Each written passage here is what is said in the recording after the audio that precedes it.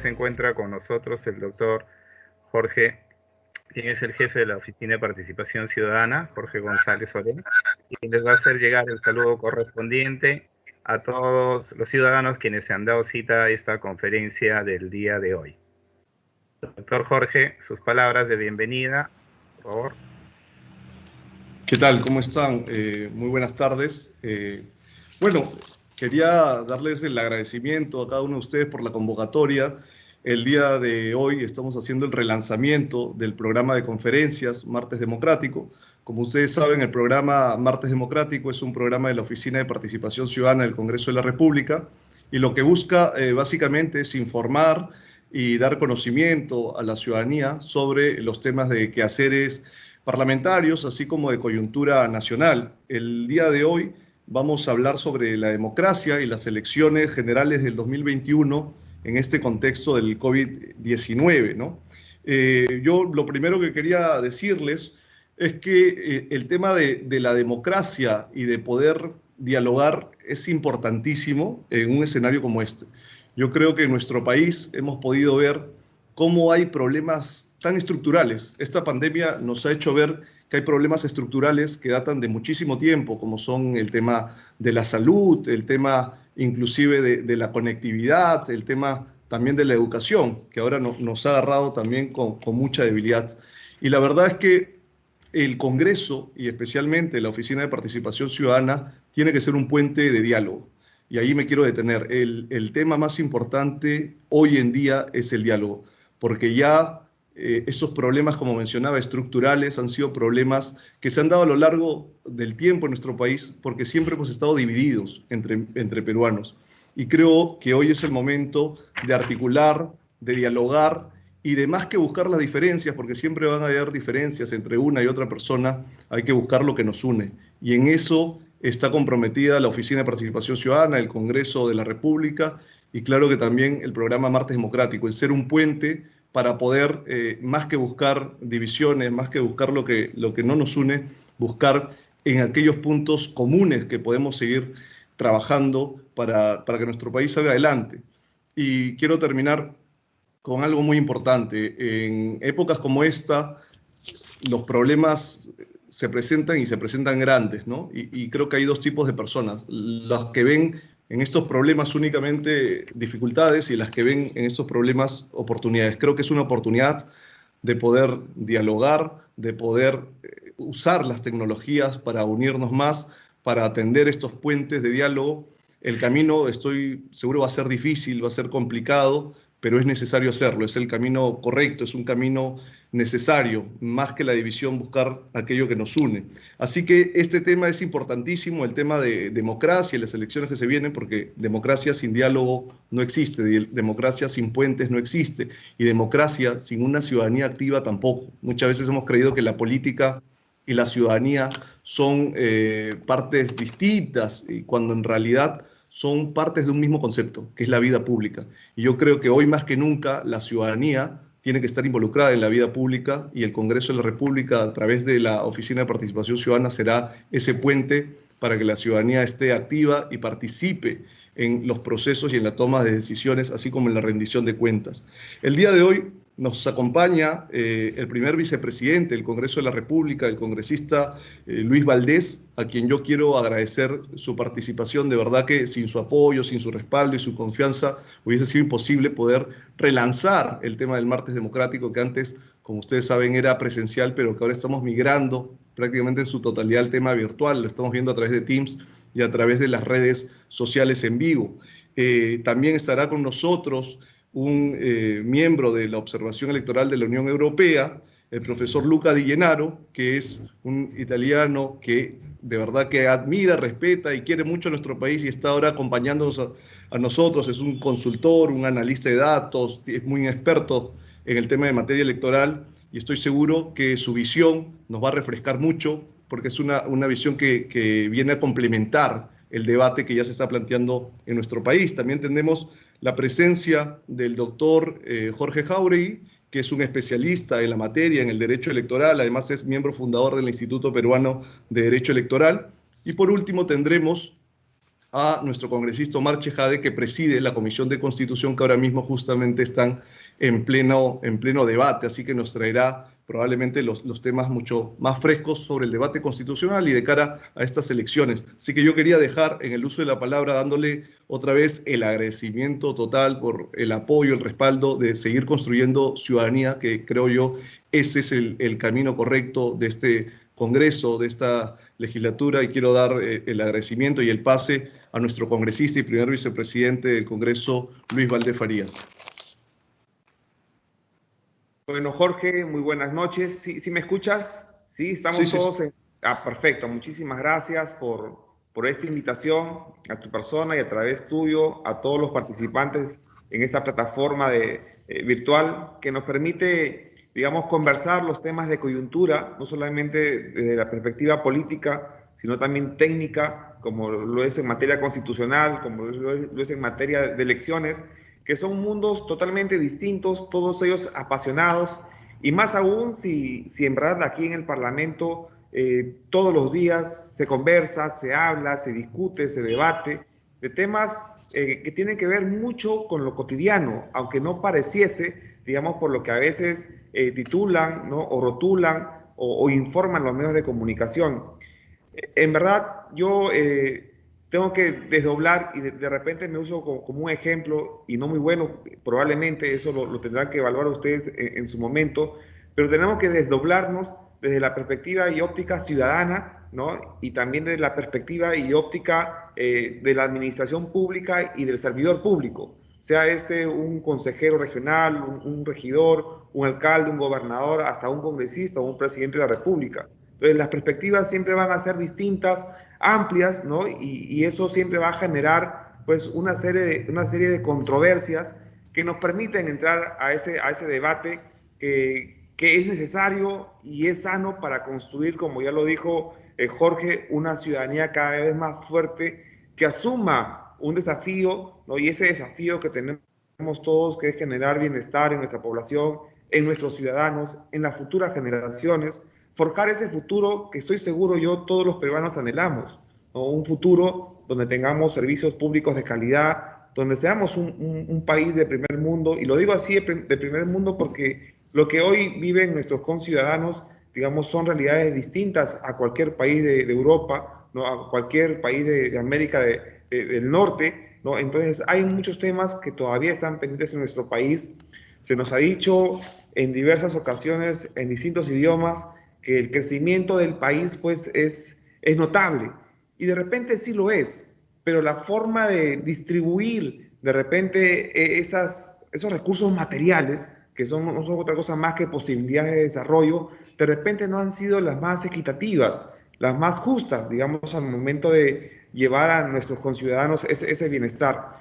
Y me refiero a eso porque basta con ver la estadística, ¿no? Que es ahora información pública, que son datos abiertos, donde vemos que hay hoy distritos en el Perú donde los niños tienen altos índices de anemia, ¿no? Sobre todo en la zona rural, donde hay 45, 50, 60% de niños de una determinada jurisdicción con anemia, ¿no? Y con un promedio más o menos parecido. Entonces, eso nos llama a la reflexión. ¿Cómo es que un Estado, digamos que económicamente está creciendo con una macroeconomía sana, pues tiene esas diferencias? Y es que de repente, y ahí va un análisis primero, y es que de repente los políticos o los representantes de la población no están priorizando debidamente cuáles son esas necesidades del país de poder resolver como problemas. Y vamos más allá, por ejemplo, en lo que es agua o lo que es saneamiento en el país. Entonces, el Perú es uno de los países con también un índice superior de falta de agua potable, de agua de consumo humano. Y así como también tenemos la educación, hoy un tema aparte es la salud, y que no es materia hoy del COVID, digamos que no podamos resistir, sino que nunca hemos podido resistir la demanda social con respecto al servicio de salud, ¿no? Siempre los hospitales han estado abarrotados, nunca han habido, digamos, los especialistas y médicos que requiere nuestra población. Esa primera línea de atención tampoco ha funcionado y tampoco ha estado implementada. Basta con ver los centros de salud abandonados, sin equipamiento, sin personal técnico de la salud. Entonces, lo más importante en una sociedad, digamos, que se jacta de ser, digamos, o estar en ese proceso de desarrollo, no ha sido priorizado. Entonces, ¿de qué depende? En verdad, yo creo que mucho depende de nuestra ciudadanía. Si la ciudadanía no participa, y ahí viene otro término, participación ciudadana, si la ciudadanía no participa en la toma de decisiones de las autoridades, no se van a priorizar, digamos, las soluciones a los problemas más importantes de la sociedad. ¿Y cuáles son esos problemas? Lo he dicho ya, ¿no? Educación, salud, agua, ¿no? Anemia. Entonces, digamos, niños bien alimentados. Esos son los puntos que deben importarnos ahora. Y si queremos ver más allá y tener un país competitivo, pues sí empezar a estructurar esa segunda línea, digamos, de desarrollo, donde veamos pues un país con oportunidades, donde tenga sus puentes, sus aeropuertos, sus puertos que son tan importantes para el desarrollo, sus trenes que no solamente transporten pasajeros, sino mercancías, y esto signifique un círculo virtuoso de desarrollo, pero eso, para lograr, digamos, ese nivel de desarrollo se requiere una planificación, y la planificación va de la mano, ¿no? Con la voluntad, con la necesidad, con el sentimiento, con el entusiasmo de su población, de su ciudadanía. Por eso yo nuevamente insisto, es muy importante que los ciudadanos nos involucremos en ese forjar una nación, digamos, distinta, una sociedad más inclusiva, con mejores índices de desarrollo humano que hoy no los tenemos. Por eso yo nuevamente le agradezco a Jorge, a ustedes por el interés de participar en esta plataforma. Yo sé que muchas veces escuchamos noticias y a veces, digamos, deslucen la actuación de algunos funcionarios, de algunos servidores públicos, y otras veces sí con justa razón, pero otras no tan con justa razón. Y ahí viene un factor muy importante que de repente, no sé si en este conversatorio o en un futuro conversatorio podremos analizar en cuanto a los poderes que existen, ¿no? Y esta pugna de poderes que a veces no nos deja desarrollarnos. Somos conscientes todos que el ojo público, que son ustedes, que es toda la ciudadanía, es fundamental, porque sin la presencia de ustedes, pues van a haber actos de corrupción, no se van a priorizar los principales proyectos o las soluciones a los principales problemas del país. Entonces es muy importante, pero también cuando se mezclan, digamos, esos poderes fácticos, ¿no? Que llevan consigo intereses individuales, particulares, subalternos, y distorsionan una realidad, también hay que ser muy conscientes de eso. Entonces, esta forma de gobernar que tiene el Estado, ¿no? Que es una forma institucional donde se erige sobre la base de algunos principios, de algunas columnas, de unas bases, como por ejemplo la institucionalidad, ¿no? Que es muy importante fortalecer, y eso depende no solamente de quien está a este lado de la administración pública, sea en la posición que se encuentre, sino también al lado de ustedes que son, digamos, nuestra razón de ser. Y estamos aquí nosotros por responsabilidad y culpa de ustedes, así que no nos pueden dejar solos. Así que con estas palabras de introducción, agradecerles por estar aquí. Este tipo de plataformas, de mecanismos tienen que ser frecuentes para que ustedes también nos hagan saber en qué nos estamos equivocando, en qué es lo que podemos corregir. Si no hay esa retroalimentación, digamos, difícilmente, y lo digo, y eso pasa en cualquier unidad social, por ejemplo, en la familia, en el colegio, en la universidad, en el centro de trabajo, si no hay esa retroalimentación, difícilmente vamos a ir avanzando en un proceso sano, correcto, digamos, orientado a los fines que ya les comenté. Entonces, es necesario que esas plataformas continúen. Agradecerle a Jorge nuevamente esa posibilidad, y yo estaré siempre atento y al tanto de sus reflexiones, de sus recomendaciones, de sus consideraciones también, para poder implementar dentro de la actuación que tenemos aquí dentro del Parlamento. Créanme que no es muy fácil, ¿no? Y de repente eso como un preámbulo, no es muy fácil en un Parlamento con 130 personas, digamos, llegar a consensos, ¿no? Porque, claro, somos seres humanos con distintas procedencias, con distintas formaciones, con distintas ideologías, ¿no? Con distintos caracteres, que hace a veces muy complicado poder llegar a consensos. Por eso que se hacen los esfuerzos necesarios para poder aterrizar una que otra idea, de repente no la más efectiva, pero por lo menos en nuestro caso intentamos que sí sea lo más cercano a lo que la población necesita. Y para darles un dato más, acabamos de salir de una sesión bastante larga, cerca de 8 horas, ya le comentará el congresista Omar Shejade, que es el presidente de la Comisión de Constitución, donde hemos debatido temas tan importantes y cruciales para nuestro país como la paridad y la alternancia, ¿no? Para que esta pueda darse en este proceso electoral que se avecina al 2021, pero además sea extendida tanto a los gobiernos locales y regionales, en la plancha presidencial, donde la mujer también asuma no solamente su derecho que le corresponde de participar en la política nacional, sino también su responsabilidad, su deber para con su familia y para con su nación. Entonces son temas que se abordan, que se debaten, de mucha reflexión, de mucha contradicción también en el debate propio de un ente democrático como lo tiene que ser el Congreso de la República. Pero así como esa materia se ha discutido, por ejemplo, también la devolución, digo la devolución porque con la reforma constitucional del Congreso pasado se eliminó la posibilidad, asumo yo que fue de manera involuntaria, pero la posibilidad de que los peruanos en el exterior no votasen en las elecciones generales aquí en el país.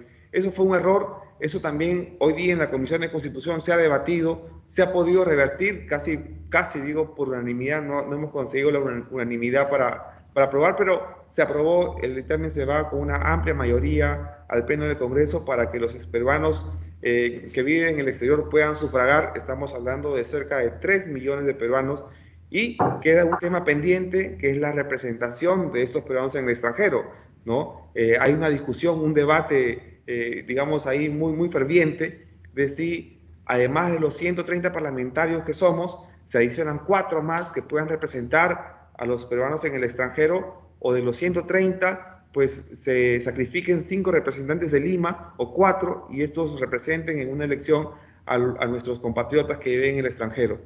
O otra propuesta, que los 5 parlamentarios hoy que nos representan en el Parlamento andino, ¿no? que se suman a los 130 ya existentes, entonces sean quienes asuman también la responsabilidad de representación. Entonces son temas apasionantes, disímiles todos, pero sí se analizan y se evalúan y se reflexionan con mucha responsabilidad. Pero así como esos, ya viene otro tema que también es de competencia constitucional para el Congreso, que son aquellos decretos de urgencia que se han dado en el interregno, ¿no? Que son normas que el Poder Ejecutivo ha aprobado en ausencia del Congreso y que hoy el Congreso tiene que revisarlos, pero de una perspectiva constitucional, es decir, si pasan ese filtro de la constitucionalidad, ¿no? Y también desde la perspectiva de especialidad, es decir, si en el ámbito, por ejemplo, de la educación o de agricultura pasan, digamos, ese control. Entonces va a ser un trabajo también bastante intenso, ¿no? De mucha controversia también. De repente habrá alguna modificación, cambio o objeción, ¿no? O reparo que se le ponga a alguna comisión y sea materia de debate público, donde los medios de comunicación intervienen muy bien, ¿no? Eso es muy importante para esta parte del sector público porque nos permite también intentar hacerlo lo mejor.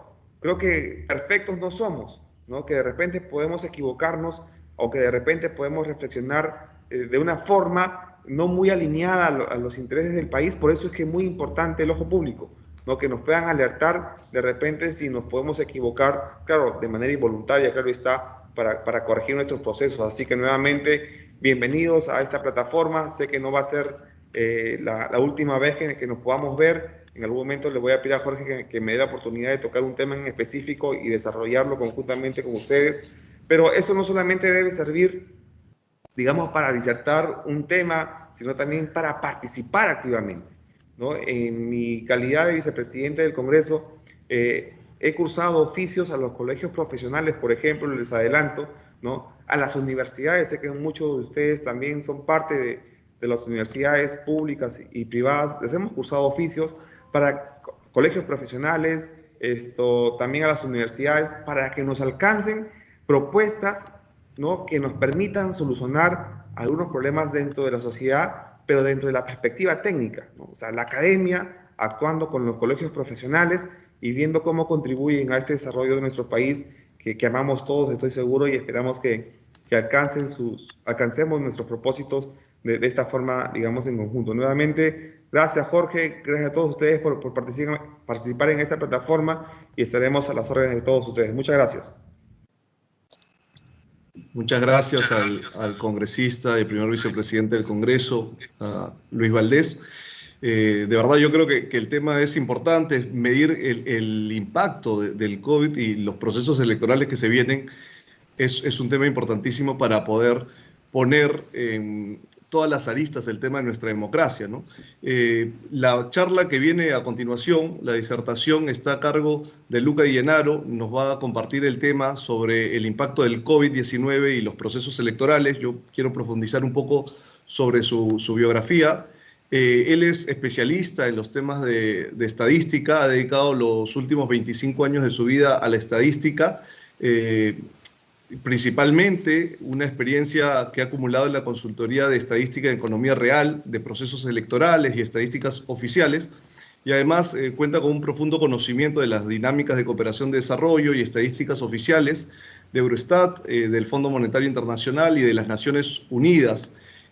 También ha participado como observador electoral para las elecciones del 2016, representando a la Unión Europea aquí en el Perú, y asimismo ha trabajado en diversos proyectos, tanto de la Unión Europea, de la Organización para la Seguridad y Cooperación de Europa, la Unión del Mediterráneo, el Instituto Nacional Democrático, y ha sido profesor también de estadística en la Universidad Pompeu Fabra, Universidad Catalana, durante 5 años, y cuenta con un doctorado de estadística. Lo más importante es que el profesor Luca Di Gennaro tiene un conocimiento real sobre el comportamiento electoral, sobre la estadística electoral de nuestro país, y que es bueno escucharlo y también tener una mirada más profunda y refrescar el panorama desde otras latitudes. Así que yo quiero dar la bienvenida y el agradecimiento al profesor Luca Di Gennaro para que proceda con su intervención. Bueno, muchas gracias, Jorge González. Me han gustado mucho tus palabras al principio sobre que el Parlamento se tiene que juntar, tenemos que ver lo que nos junta y no la diferencia. Espero que me escucháis bien y que me veáis bien. Yo estoy en Malta, ahora soy italiano, pero estoy en Malta. Malta es una pequeña isla que está en el sur de Italia, muy cerca de Libia y Tunisia, es un estado propio y hace parte de la Unión Europea. Hoy, como Jorge decía, voy a presentar un poquito mi experiencia de observador. He observado en más de 10 países, en Latinoamérica, pero también en África, en Europa e en Asia. Ma antes de todo, quiero agradecer a Antonio, que hablará después de mí. Con él hemos concretado esta charla. Jorge González, por la invitación, y también Sandro Castro, que en estos días me ha ayudado mucho para ser operativo.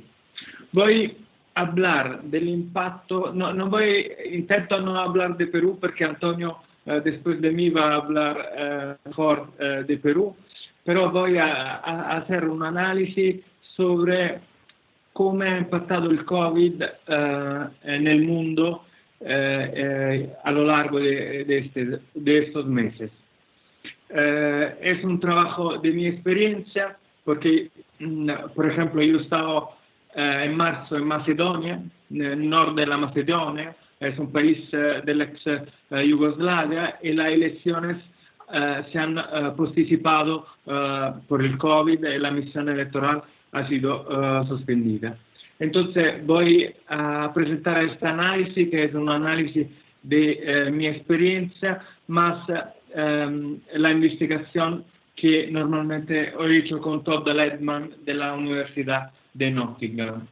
Ma antes, el mensaje principal que yo quiero dar hoy, lo voy a adelantar, es que necesitamos votar. La democracia, las elecciones son solo una parte de la democracia, como decía también el congresista, el vicepresidente Valdés.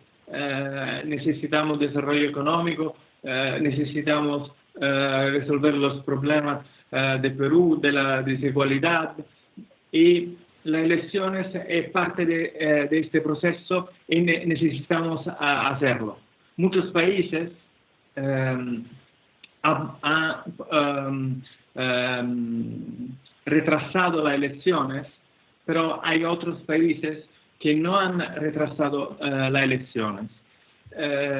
Y una referencia importante en esto para mí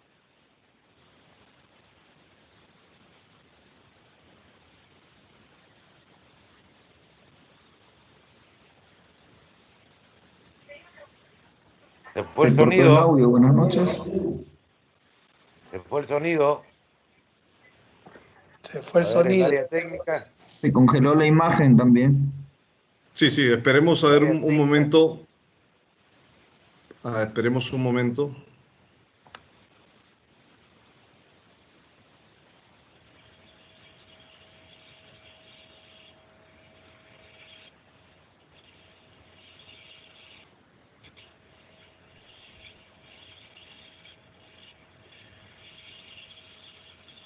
Hay que tomar en consideración que el doctor De Luca se está comunicando desde Europa, desde Italia exactamente, y quizás responda mucho a un problema técnico de conectividad. Les pedimos la comprensión del caso.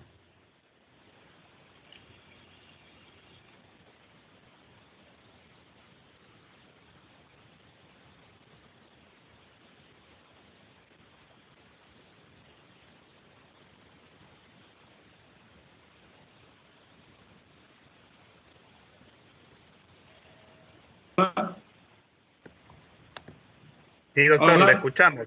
Adelante Sí. con Hola. su... Non so qué ha pasado. Una referencia importante para nosotros, creo, es Corea del Sur.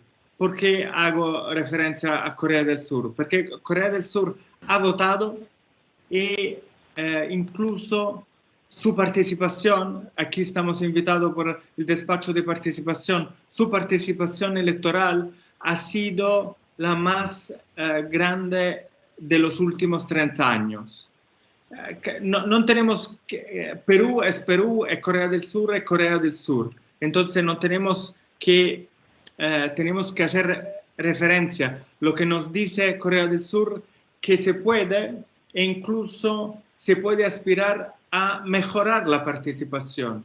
Tenemos que tomar el COVID como un desafío y no pensar en defensivo, ma atacar y decir, el COVID nos dará la posibilidad de hacer aún más participación al voto que los años anteriores. Ya sé que Perú más o menos tiene buena participación. Ese es mi mensaje principal, pero ahora lo voy a motivar con mi presentación, que en práctica hablaré un poquito del COVID, después del impacto institucional que el COVID ha tenido en algunos países. Iré en los detalles del ciclo electoral y después analizaré algunas posibilidades por los problemas, algunas alternativas que nos da en esta situación del COVID, y después contaré de algunos países, de algunas experiencias que han hecho los países. Del COVID ya sabéis todo. Desafortunadamente, más de 5.000 personas han decidido en Perú, en el mundo más que 400.000. Hablamos de casi 60 países en el mundo han retrasado las elecciones. Referéndum, elecciones municipales, locales, elecciones generales como Siria, Nord Macedonia, donde estaba yo, Irán, Sri Lanka, vuestros vecinos, Bolivia ha retrasado las elecciones, Etiopía, Serbia, distintos referéndums muy importantes como en Rusia, pero también había un referéndum, yo soy italiano, en Italia ha retrasado, o es el caso un poquito raro de Francia. Francia habían las elecciones locales y en Francia las elecciones locales tienen doble turno. El primer turno l'han hecho, el segundo l'han suspendido. Y otros países han hecho las elecciones. Por ejemplo, decía antes, Corea, Guyana, Irlanda, ha habido un referéndum en Guinea y también puede ser haber seguido las elecciones primarias en América. Algunas han sido en el tiempo adecuado, algunas han sido canceladas o retrasadas. Claramente, aquí no, primera cosa, yo, como decía antes, soy partidario de hacerla y de no retrasarla. De todas formas, tenemos que estar muy serenos que cualquier cosa hacemos se generará polémica. Si se retrasa, se generará una polémica porque se retrasa. Entonces, por ejemplo, la situación en Macedonia. Macedonia, cuando se deciden las elecciones, el gobierno de Macedonia tiene solo poderes provisionales y el Parlamento de Macedonia viene cancelado, no tiene más poder. Entonces, en esta situación de un vacío legislativo, ejecutivo, han tenido que decidir que retrasar, generando polémicas y todo esto. Y probablemente en Macedonia se votará en julio. Se han hecho las primarias en el Wisconsin, las primarias de las elecciones americanas. La han hecho, han generado muchas polémicas porque parece que 15, casi 20 casos de COVID se han generado de estas elecciones. Entonces, cualquier cosa se hace, si uno quiere, se puede generar polémica. Hay un caso que del 2014, puede ser conocéis este país que se llama Liberia, que está tiene la costa nell'Oceano Atlantico en África. Puede ser, conocéis el presidente porque era un jugador muy famoso, George Weah. Y ahí en el 2014, esto es un caso no de COVID, pero ahí en el 2014 había el ébola. El ébola, como sabéis, es una enfermedad mucho más mortal del COVID. Es una enfermedad tremenda, pero es menos contagiosa. El COVID es más fácil de difundir, pero es menos mortal. El ébola aún en parte de África, una enfermedad muy dura.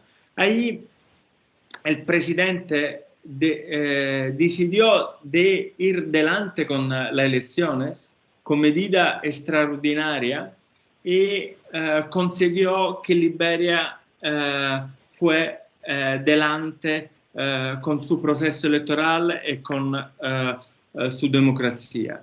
Tenemos también que, volviendo al COVID, pensar que, claro, ahora estamos sufriendo medidas de lockdown que afectan el proceso electoral y legislativo. Pero tenemos que pensar que en los próximos meses o años también, desfortunadamente, podría ser que tendremos también problemas económicos debido a este lockdown y a las restricciones del COVID. Lo que vamos a ver, lo que quiero ahora explicar sobre el impacto institucional del COVID, que el COVID ha tenido en los distintos países, es que los gobiernos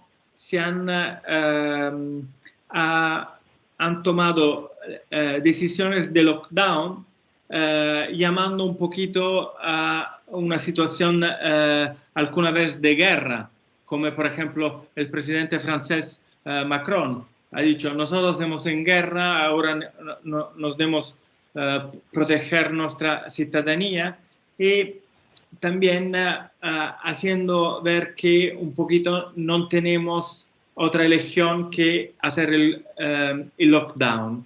Y así han habido algunas restricciones muy fuertes de las libertades que han sido justificadas dalla cuestión de la salud. Y hemos visto alguna restricción también en algunos países como Egipto y Singapur de la libertad de crítica sobre la cuestión del COVID y del gobierno.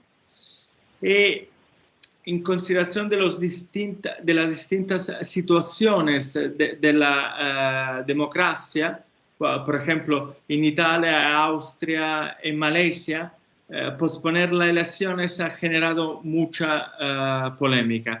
Ma en otros países, como decía antes, como Bolivia o Nord Macedonia, esta cuestión de posponer las elecciones ha creado un vacío de poderes, que es algo muy complicado. Y además tenemos otros países que esto posponer de las elecciones puede incluso generar más daño. Por ejemplo, la situación en la República del Congo en África. Entonces, hay en alguna situación el impacto institucional ha sido muy duro. Ahora esto era un poquito el impacto institucional. Ahora me concentro sobre el ciclo electoral y después, a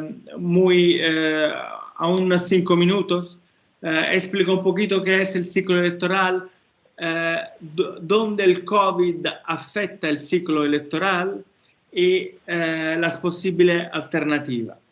El ciclo electoral es algo que utilizamos así en observación electoral. Se divide en dos partes el periodo antes de las elecciones y después de las elecciones. Antes de las elecciones, normalmente más que a un año de las elecciones, hay el cuadro normativo. Se tiene que hacer la ley electoral de manera oportuna. Y en este caso, el COVID también en esta fase ha generado algunos problemas, como en Congo. Después que hay la ley electoral, hay la fase de planificación e implementación de las elecciones, cioè ver los detalles de cómo se hace estas elecciones. Y después hay toda una fase de training, de educación, sia dello staff, de la persona de la mesa electoral, y sea de la ciudadanía. Después, depende de los países, hay la registración de los votantes y después hay la campaña electoral. Claramente, ya en la registración de los votantes podemos tener algunos problemas porque no hay la distancia social, hay colas y cosas de esta. Ni hablar de la campaña electoral. La campaña electoral abajo de COVID puede tener muchos problemas. A pesar que un poquito en todo el mundo las campañas electorales son siempre más en los social network y siempre más en televisión, aún creo nos hace raro pensar en una campaña electoral sin abrazos, sin contactos humanos, sin meeting con muchas personas, sin que los políticos puedan ir casa por casa a conocer los votantes y sin tener encuentros políticos. Entonces, yo creo que la campaña electoral es el primer momento que viene realmente problemático per la campagna, per el COVID. Y después de la campaña, como sabemos, hay las operaciones de voto y el voto electoral. Claro, el día de las elecciones la gente se encuentra nella mesa electoral por votar. La gente de la mesa electoral está todo el día junto. Este es un momento crítico en una situación de COVID. Después tenemos la verificación de los resultados. Después de las elecciones se tienen los resultados, tribunal si hay problema, y después viene un periodo post-electoral donde se forma el Parlamento y otras cosas. Entonces, esto es un poquito el ciclo electoral y en mi opinión hay 4 fases que son muy afectadas. El training de la gente de la mesa electoral y la educación ciudadana que se tendrá que hacer online. La registración de los votantes porque crea contacto social. La campaña electoral porque es estamos de todas formas acostumbrados que las personas se encuentran en los meetings y el día electoral. Entonces no es solo el día electoral que viene afectado dal COVID. Todo el ciclo electoral viene afectado, ma principalmente estas 4 fases. Y en mi opinión en particular la más dura es la campaña electoral y el día electoral, que juntan todo de alguna forma toda la población. Entonces, por el día electoral y la campaña electoral vamos a ver algunas alternativas. Un detalle, antes de ver la alternativa, cómo solucionar los problemas del día electoral y de la campaña electoral, es muy importante que tenemos que tener las soluciones del marco legislativo. No podemos, por ejemplo, haciendo el ejemplo de Corea. Corea no ha hecho el voting online porque no estaba en el marco legislativo. Después hablaré de cómo Corea ha solucionado. Pero todas las soluciones tienen claramente, per no generar conflicto, como en Polonia, por ejemplo. En Polonia, un mes antes de la elección se quería hacer el voto postal para todo el país. Ma esto no estaba en la ley electoral. Entonces esto generó una polémica increíble hasta que se ha retrasado el voto. Entonces vamos a mirar alguna solución que vuelvo a decir, es importante que están ya en el marco electoral.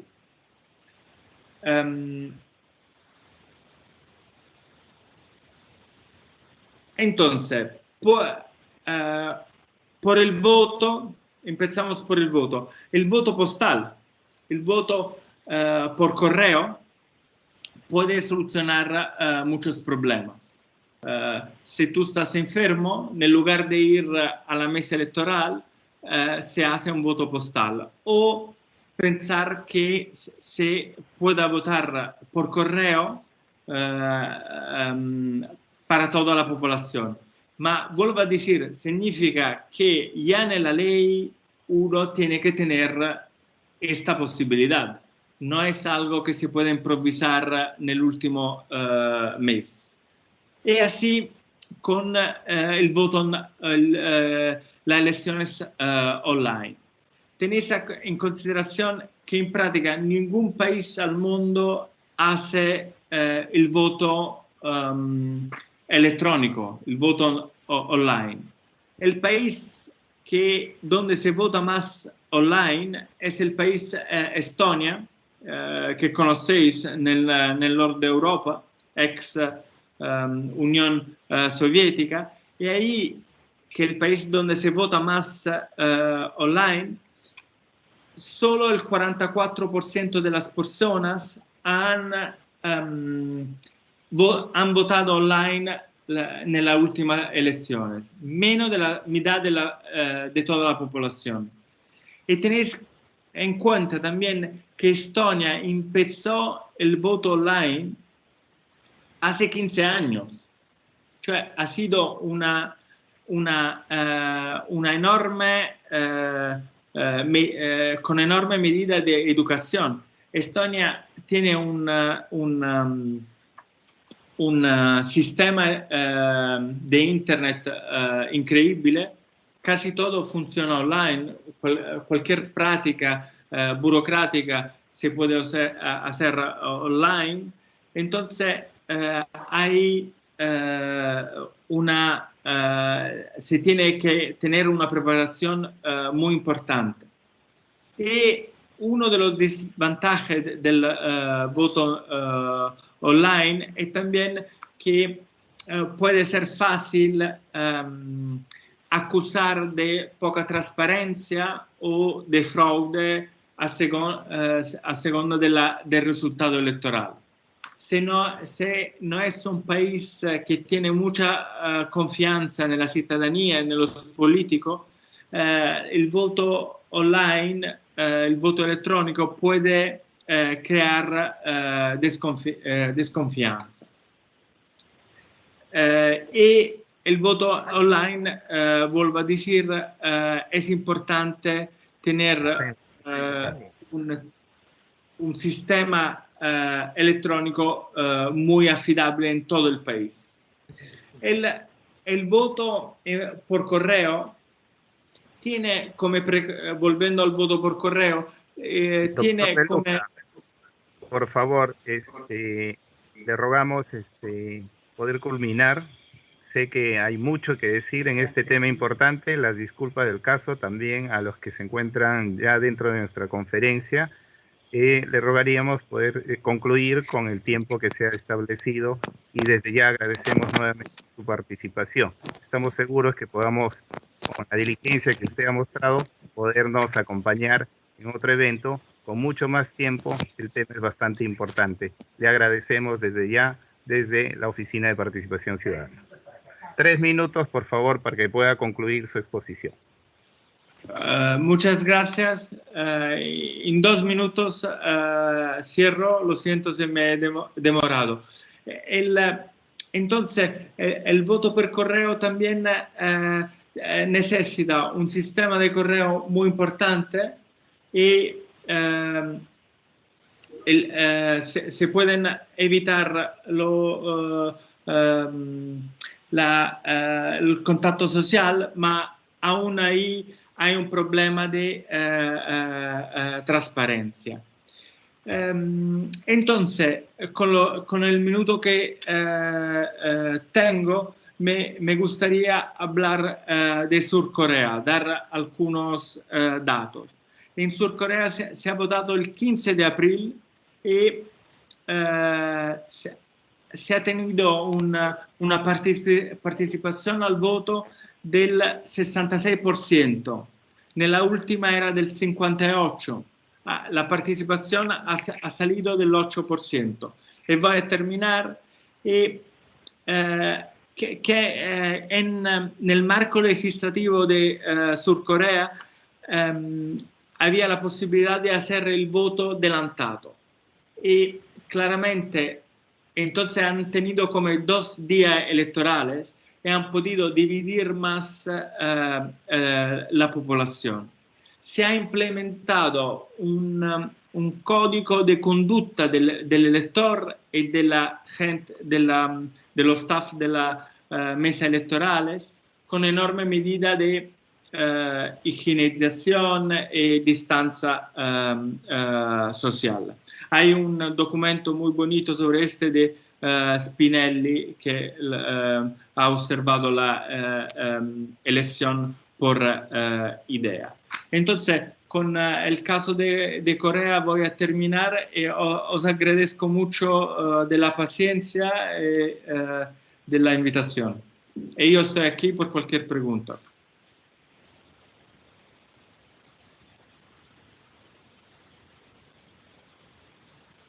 Yo no escucho nada, Perfecto. Bueno, muchísimas gracias al doctor Lupe Llenaro, de verdad. Gracias. El tema del tiempo, que a veces juega en contra, pero ha sido muy, muy interesante poder entender algunas otras realidades y experiencias que se han dado en este tiempo del COVID sobre el tema electoral. Ahora vamos a darle pase al presidente de la Comisión de Constitución, el congresista Omar Chejade, porque justamente de esto se trata el tema de participación ciudadana, de poder.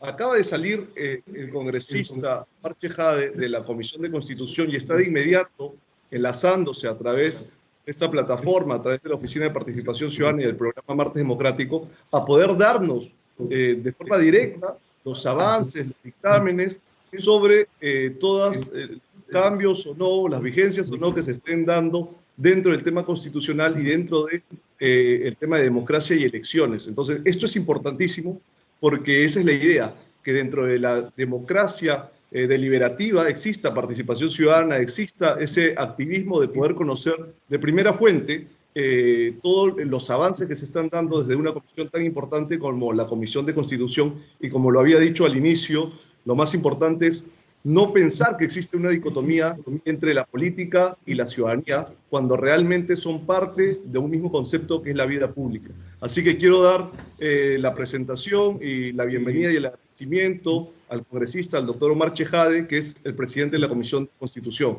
Muchas gracias por estar con nosotros, congresista Chejade.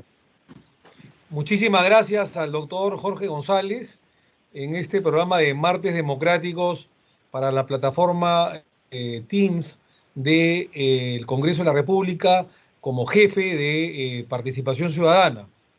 Bueno, para comenzar, cuando nosotros nos instalamos hace mes y medio aproximadamente en la Comisión de Constitución del Congreso de la República, digamos, nosotros dentro de las promesas, digamos, como presidente de la Comisión de Constitución, como plan de gobierno, instauramos 3 puntos temáticos sumamente importantes.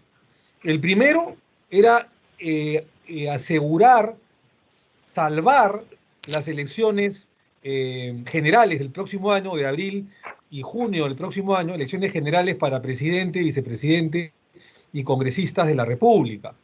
Creo que el hecho de estar en medio de una tormenta, de una pandemia terrible, de un hecatombe, un desastre natural, lo que nos hace como punto 1 es tratar de salvar las elecciones generales para que el 28 de julio del 2021 haya un nuevo gobierno y un nuevo Congreso de la República. Creo que como transición en este Congreso complementario es la labor principal, no solamente el presidente de la Comisión de Constitución, sino fundamentalmente del seno de la comisión antes referida. Pero no solamente salvar las elecciones en una época terrible de pandemia, sino también garantizar la participación ciudadana de los casi 25 millones de peruanos, contando los que están en el extranjero, y también, como no, tratar de salvar la sanidad y además, como no, también tratar de garantizar que no hayan contagios a nivel de millones de personas. Hay que tener en consideración que esta es una campaña absolutamente atípica, va a ser una campaña atípica. A partir de enero, se levante o no el estado de emergencia a fines de junio o dentro de pocos meses, salvo, excepto solamente que exista una vacuna en los próximos 2 o 3 meses que alivie o que solucione los problemas del COVID, lo más probable es que haya una ciudadanía, no solamente en el Perú, sino en el mundo, con mucho miedo, con mucho susto, y es legítimo, que va a evitar aglomeraciones, cercanías, contactos. Esta será una campaña anormal, atípica, en la que seguramente no existirá, como en otras oportunidades, contacto, mítines, los discursos de plaza, ir a los mercados de los candidatos con sus electores, o como no tampoco, y habrá seguramente el puerta a puerta, el casa por casa. El contacto físico prácticamente estaría descartado. Lo que siempre fue una fiesta electoral, la campaña, esta vez seguramente se convertirá en una campaña algo deslucida, poco normal, virtual, donde seguramente se tendrá que privilegiar la franja electoral y los medios de comunicación y los medios digitales como el día de hoy están de alguna manera relevándose. Eso va a ser lo más importante, pero eso es lo que hay. Estamos en una nueva normalidad o ingresando a una nueva normalidad de distanciamiento social. Será seguramente un termómetro la campaña que ya está por comenzar en los Estados Unidos, que ya han comenzado con las primarias y que está por definir si Joe Biden, el ex vicepresidente de Obama por el candidato del Partido Demócrata, va a ser el nuevo presidente o continuará en reelección Donald Trump de los Estados Unidos como candidato del Partido Republicano. Pero será un termómetro, como será un termómetro seguramente las elecciones postergadas del plebiscito de Chile, convocada por Piñera ante la protesta nacional, y que fueron también postergadas por el COVID y la pandemia, como también seguramente será un termómetro en la región Bolivia y el periodo transitorio de la presidenta Añez. Entonces creo yo que esos van a ser termómetros que van a servir como insumos para las próximas elecciones en el Perú.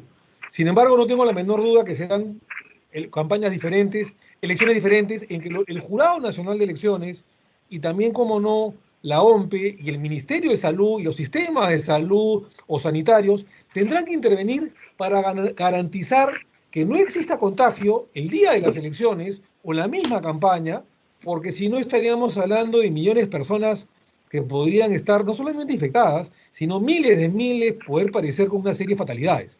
El día de hoy ya tenemos 203.000 infectados oficiales y cerca de 6.000 muertos oficiales, sin contar el subregistro. Entonces, ¿cómo va a poder ser las elecciones del próximo año y la campaña?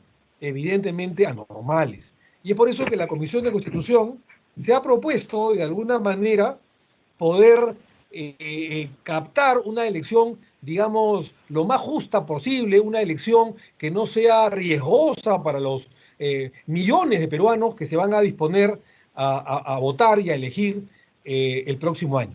Y es por ello que nosotros, en la disposición de la presidencia de la Comisión de Constitución, estamos haciendo los esfuerzos para salvar estas elecciones. Y lo primero que hemos hecho hace 3 semanas es aprobar un dictamen que pasará al Pleno y que seguramente se aprobará también en el Pleno, suspendiendo las primarias abiertas, simultáneas, obligatorias, las famosas PASO, tipo Argentina, en la que por primera vez en el Perú 25 millones de peruanos iban a salir a votar a sus colegios electorales por los candidatos de sus primarias, de sus propios partidos. No eran las elecciones generales, eran las primarias abiertas, obligatorias. ¿Por qué? porque no tenía sentido implementar por primera vez en la historia unas primarias públicas en que la gente saliera a votar tal cual las elecciones generales del próximo año, las oficiales, ¿no es cierto?, para que puedan ser contagiados y causar aglomeraciones. Tenemos que ganar tiempo. Y es por eso que esas primarias abiertas se han suspendido para el año 2022 y ha sido aprobado por mi comisión, la cual presido. Pero claro, solamente habrá internas en la que seguramente se estará definiendo si es por un militante un voto, o si el sistema es a través de delegados, o darle la libertad a los partidos para que sea por delegados y también por un militante, un afiliado, un voto. Pero las primarias abiertas ya se han suspendido porque no podemos exponer a la gente a votar. Y estas internas, que seguramente serán en octubre o noviembre de este año, tendrán que ser garantizadas a través de un voto electrónico no presencial por la OMP y el jurado electoral, ya sean afiliado a un voto o ya sea a través de listas por delegados. Porque en ambas pueden haber también aglomeraciones más pequeñas, pero aglomeraciones al fin. Y eso es lo que va a tratar de evitar nuestra Comisión de Constitución y el Congreso de la República. Otro aspecto importante es la reforma electoral. Hoy día tuvimos la sesión de la Comisión de Constitución, como la tendremos también mañana, 2 veces por semana, martes y miércoles, y estamos ya por aprobar la famosa paridad y alternancia de género. Es decir, que por primera vez en el Perú haya 50% de hombres y 50% de mujeres, no solamente en la lista parlamentaria del Congreso de la República, como fue aprobada en Congreso disuelto, sino también que sea y se extienda para el Parlamento andino, para regidores y consejeros, pero también para la plancha presidencial. Si es plancha presidencial y el candidato es hombre, en la primera vicepresidencia será mujer y en la segunda vicepresidencia será hombre. Si es al revés, la candidata presidencial es mujer, el primer candidato a la vicepresidencia será hombre y la segunda candidata a la vicepresidencia mujer. Y en la lista del Congreso de la República y Parlamento andino, si comenzamos la lista parlamentaria de candidatos de participación, es alternadamente un hombre, una mujer, un hombre, una mujer y así sucesivamente. Y si comienza con una mujer, un hombre, una mujer, un hombre, una mujer, un hombre y así sucesivamente, con 50% de paridad, 50% de hombres y 50% de mujeres. Se va a dar un paso histórico en la historia de la República, en que haya paridad por primera vez en la participación tanto femenina como masculina. Creo que es un paso adelante, es parte de la reforma política, es parte de la reforma electoral. Pero también estamos, viendo otros temas, como la inmunidad parlamentaria, que lamentablemente por muchos años en el Perú se convirtió en impunidad parlamentaria. Estamos decididos a que la inmunidad parlamentaria, tanto de arresto como de proceso, sea limitada, si no abolida totalmente. Nosotros como Alianza para el Progreso hemos presentado un proyecto de ley tratando de eliminar totalmente la inmunidad parlamentaria a la colombiana o a la panameña, donde no existe ni inmunidad de arresto ni inmunidad de proceso. Sin embargo, hay muchos proyectos que no la quieren eliminar totalmente, sino que la quieren restringir a través del silencio positivo administrativo o a través de eliminando la inmunidad de arresto para casos de congresistas que han cometido delitos con procesos anteriores al cargo de congresista de la República. Entonces creo yo que se está avanzando en la reforma, se está poniendo orden. Estamos también por ver los impedimentos, que por ejemplo personas que tengan sentencias en primera instancia no puedan postular. Es parte de los proyectos de ley que existen, digamos, dentro del Congreso de la República. Estamos también tratando de ver otros proyectos como la selección, la designación de los miembros del Tribunal Constitucional, porque lamentablemente esto no ha funcionado en las últimas décadas y miembros del Tribunal Constitucional que debían estar 5 años en su gestión según la Constitución, se quedaban 6, 7, 8 y hasta 10 años, como si fuera una reelección tácita. Eso estamos tratando de morigerar, de cambiar estos planteamientos para poder lograr, digamos, consensos y poder tener lo más rápido posible los cambios de los miembros del TC, miembros del tribunal, que es la máxima sala, la máxima jurisdicción en materia de interpretación de la Constitución.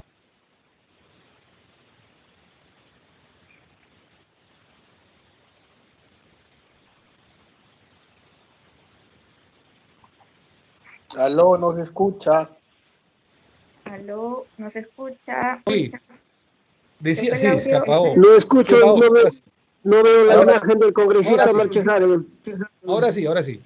Entonces decía que hay lamentablemente miembros del Tribunal Constitucional que, si bien tienen un mandato de 5 años, se quedaban alrededor de 8 o 10 años. Estos miembros del Tribunal Constitucional, salvo uno, 6 de 7, ya tienen 6 años. Anteayer han cumplido 6 años, un año por encima de lo que manda la Constitución. Y todavía se van a quedar hasta que el Congreso no los cambie. ¿Culpa de ellos? No, es culpa lamentablemente de a veces de las bancadas, de los partidos, o de la forma de elección, o de lo paquidérmico que a veces funciona el Congreso de la República. Por eso que hay que cambiar de alguna manera la ley orgánica del Tribunal Constitucional para poder hacer las reformas que el país necesita para tener un tribunal renovado como se merece y no estén de manera anquilosada. Creo yo de que otro tema importante que también vamos a ver como reforma constitucional es el tema de garantizando las elecciones y evitando la pandemia, tratar de posponer por 1 o 2 meses las vueltas presidenciales. Es decir, normalmente la vuelta presidencial, la primera vuelta era o es el segundo domingo de abril, normalmente el 10 de abril, y la segunda vuelta es la primera semana de junio. Entonces, varios proyectos al respecto hay para ganarle tiempo a la pandemia, es que estas vueltas electorales se realicen no en abril y junio, 240 congresistas, el 79, con la mitad de habitantes en el Perú, es decir, con 17 millones de peruanos, habían el doble de congresistas el día de hoy. Hoy día, con casi el doble de ciudadanos, de habitantes en el Perú y en el extranjero, tenemos la mitad de congresistas que el año 79, que hace 40 años. Es insólito esto. Hay una subrepresentación. Y aún así, no se quiere avanzar con apenas 4 escaños que le corresponderían por el caudal electoral y geográfico que existe con los peruanos en el extranjero. Es una lástima. Vamos a replantear en todo caso el predictamen. No lo pudimos someter a votación porque iba a fracasar ese predictamen con la mejor de las intenciones y con el tecnicismo que requería y con la justicia que denotaba. Y vamos a tener que morigerarlo para que digamos, en la mayoría de la Comisión de Constitución no quiere, dicen, generar más gasto y en todo caso quieren que cedan algunos distritos como Lima para darle 2 o 4 curules a los peruanos en el extranjero. Bueno, modificaremos el texto porque finalmente con 4 curules más o sin crear 4 curules, sino sacando de otros distritos electorales del Perú, tenemos que cumplir con una anhelada y vieja voluntad, viejo anhelo de que los peruanos puedan tener a sus propios representantes, congresistas que vivan en el extranjero y que vengan al Perú para poder representarlos, porque solamente ellos conocen las vicisitudes que pasan los peruanos en el exterior, como por ejemplo aquellos peruanos que viven en la diáspora. Ojalá que haya reflexión. Tenemos muchos proyectos de ley que aprobar, como por ejemplo los temas de salud, para que el 6% del Producto Bruto Interno pase al sector salud. Actualmente el sector salud solamente recibe el 2.3% del Producto Bruto Interno anual, por eso que nos ha encontrado, como se dice, con los pantalones abajo, hay que decirlo con toda claridad, desprotegidos ante el COVID, por eso la cantidad de muertes y la falta de contención que ha habido, porque los gobiernos no destinaban más del 2.3. Cuando la OCDE, la OCDE, donde que el Perú está postulando, quiere que los países que postulan a la OCDE tengan por lo menos un 8% destinado de su Producto Bruto Interno al sistema de salud. Y el Perú apenas 2.3. En el mejor de los casos 3% hace unos años. Por eso que no hay hospitales, por eso que no hay equipos, camas, UCIs, no hay ventiladores mecánicos, no hay nada. Cierto que no solo es un tema de presupuesto, pero también es cierto que se le ha destinado muy poco dinero al sector salud. Entonces estamos proponiendo un proyecto de ley que quien habla, y mi bancada, para que reforma constitucional se mejore al 6% el Producto Bruto Interno.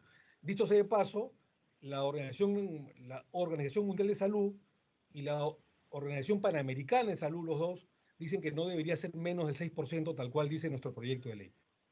Hay mucho por hablar, yo no me quiero extender. Muchas gracias, Jorge, por la invitación, queridos amigos de Martes Democráticos. Me dieron media hora para la charla, estamos cumpliendo con los tiempos.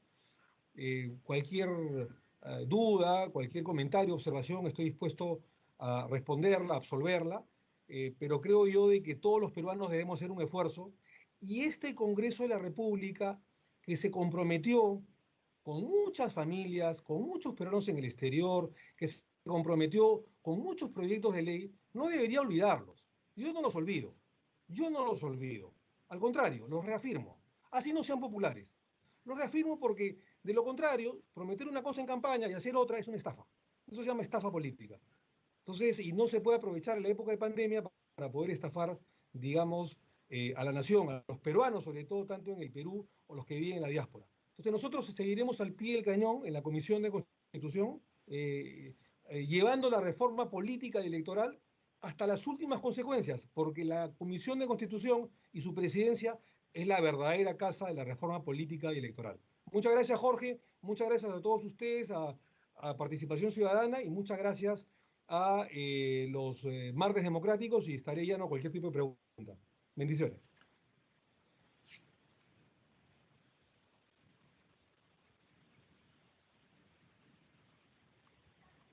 No se oye. No se oye. No se oye. Sí, bueno, agradecer, muchísimas gracias a Cristo presidente de la Comisión del Congreso. La verdad es que nos ha dado muchísima información sobre el debate actual dentro de la misma Constitución. Yo creo, reafirmo nuevamente el compromiso de que la participación ciudadana sea así, indirecta, sin mayor filtro, sin intermediario del congresista, porque eso es lo que nos permite esta realidad virtual, estas nuevas tecnologías, donde el congresista pueda hablar, acabando de salir de una comisión tan importante como la de Constitución, hablar de los avances que se están dando, de los dictámenes, del debate interno, porque nosotros tenemos que ser partícipes, y todas las autoridades, absolutamente todas las autoridades, tienen que tener un tema de rendición de cuentas. En este caso, para ponernos al día como ciudadanos y nosotros en una plataforma desde Martes Democrático y desde la Oficina de Participación Ciudadana, ser el puente y el enlace entre esa ciudadanía y también la parte más política del Congreso. Ahora quiero dar pase al doctor Jorge Jáuregui Mendieta, quien es un abogado muy especializado en la materia del derecho electoral. Ha trabajado tanto en el Jurado Nacional de Elecciones, en la OMPE, ha trabajado también como observador de la Unión Europea para las elecciones del Perú. Él es magíster en Ciencia Política y Gobierno de la Escuela de Gobierno de la Pontificia Universidad Católica del Perú, es abogado por la Universidad Nacional de Trujillo, y además es miembro fundador del Instituto Peruano de Derecho Electoral. Yo quiero dar la bienvenida a Jorge Jáuregui, y simplemente quería mencionarles también que en los próximos 10 minutos se estará habilitando el chat para que a través de nuestra plataforma, por Teams y por las redes sociales, que estamos también en vivo, puedan por favor exponer sus preguntas, sus cuestionamientos, y nosotros haremos el traslado a los ponentes, ¿no? Muchas gracias. Jorge Jáuregui, doctor, lo dejo con la palabra.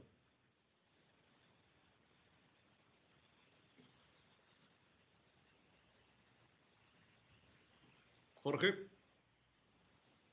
no sé si está, a ver.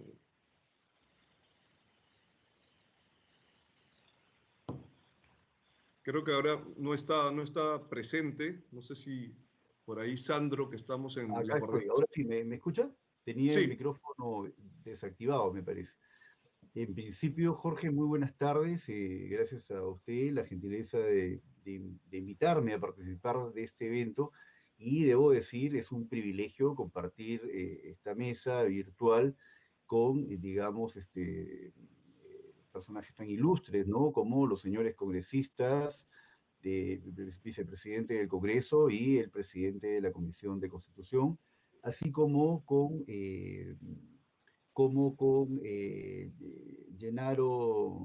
Luca Di Gennaro, perdón, que es un digamos, experto en materia electoral, que ha participado de varias misiones también de observación electoral.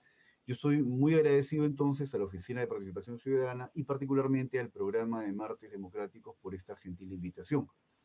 Un poco la idea era conversar brevemente sobre, digamos, cuál es la perspectiva de los procesos electorales que tenemos hacia el 2021 en el Perú, ¿no? en un contexto de COVID, ¿no? Y como bien ya se ha señalado anteriormente, el COVID, o mejor dicho, los efectos sociales, políticos y económicos que está generando esta grave crisis del COVID-19, van a implicar un punto de inflexión en la historia contemporánea. Ciertamente, incluso algunos, digamos, plantean hay un giro significativo en el ámbito de las políticas públicas, ¿no? Ciertamente ahora se ve con mucha más claridad la necesidad que haya una intervención del Estado para reactivar sectores de la economía, ¿no? Con lo que, consecuentemente, estamos en un punto de inflexión importante, entonces, en la historia, ¿no? Va a implicar un cambio en muchos hábitos, ¿no? Y esto porque, fundamentalmente, el mecanismo más potente, más efectivo para hacer frente a esta pandemia, ¿no? Concretamente hablando del punto de vista sanitario, es el desarrollo de una vacuna. Y entonces la expectativa que se tiene a nivel internacional de lograr una vacuna para poder hacerle frente a esta pandemia que es el COVID-19, a esta enfermedad que es el COVID-19, todavía tiene un horizonte de tiempo para lograr su desarrollo entre unos 12 y 18 meses. Eso nos pone en la clara lógica que tendremos nosotros la posibilidad de tener una vacuna probablemente con posterioridad a las fechas en que el ordenamiento constitucional peruano proyecta como fecha para realizar una elección, las próximas elecciones generales, es decir, aquella elección en la que elegiremos presidente de la República y los congresistas, los miembros de la representación nacional, congresistas de la República. Entonces, esto nos pone en un escenario bastante particular. El COVID va a implicar un punto de inflexión, un cambio sustantivo en muchos aspectos de la vida, ¿no? Es un punto de inflexión que va a marcar la pauta de la historia, ¿no?, contemporánea. Ciertamente la historia de la humanidad la podemos medir en función a estos grandes momentos que se producen a través de las pandemias. En gran medida, la suerte de la Primera Guerra Mundial, y ese es un tema muy interesante para recordar, ¿no? La suerte de la Primera Guerra Mundial en gran medida estuvo asociada también a ese fenómeno que conocemos como la gripe española, o mal llamada gripe española, porque en realidad los españoles, como no estaban participando activamente en la Primera Guerra Mundial, informaban de la cantidad de muertos que iba registrando producto de esta forma de gripe, ¿no? Y que ciertamente ahora hay, digamos, evidencia que no se originó en Europa, menos en España, sino que se registró se originó en América del Norte, y de ahí fue a un hospital de campaña en digamos, en la Europa, en la Primera Guerra Mundial, y ahí este virus se expandió a ambos lados de las trincheras. Y tuvo un efecto que probablemente fue determinante en el resultado de la Primera Guerra Mundial. Y ahí ha marcado la pauta de la historia contemporánea. Entonces, hoy, en este momento, estamos enfrentando un fenómeno de esa dimensión. Luca explicó bastante bien toda la implicancia que tiene. De hecho, un aspecto que no podemos dejar de tener en cuenta cuando estamos pensando en cómo enfrentar un periodo electoral, digamos, en el periodo en el cual se va a dar todavía plenamente los efectos del COVID, al no haber una vacuna aparentemente en este periodo de tiempo, o sea, hasta abril del 2021, es que también esta pandemia del COVID-19 está previéndose que generará la mayor crisis, digamos, económica que ha conocido el mundo occidental, incluso de mucho más intensidad que la crisis del 2008, ¿no? Digamos, mucho más intensa. Entonces, es otro fenómeno que es importante también tener en la perspectiva, ¿no? Hay un punto de inflexión, entonces, muy potente en la historia contemporánea producto del COVID. Y esto, entonces, ¿cómo es que puede afectar digamos, a la dinámica de los procesos electorales? Pensando un poco en la lógica de qué cosas son los procesos electorales. Definitivamente va a tener un impacto muy potente porque como está concebido un proceso electoral, es decir, como este conjunto de actos electorales sistemáticos, ¿no? Y que, tienen una racionalidad integrada y que empiezan ciertamente con la convocatoria a proceso electoral y culminan con una proclamación de resultados. Entonces, ahí hay un conjunto de actos electorales que usualmente el ciudadano percibe como el proceso electoral básicamente como un acto electoral, que es la jornada electoral. Pero para llegar a la jornada electoral hay un conjunto de actos electorales previos que, conforme están concebidos en nuestra legislación, implican aglomeración de personas.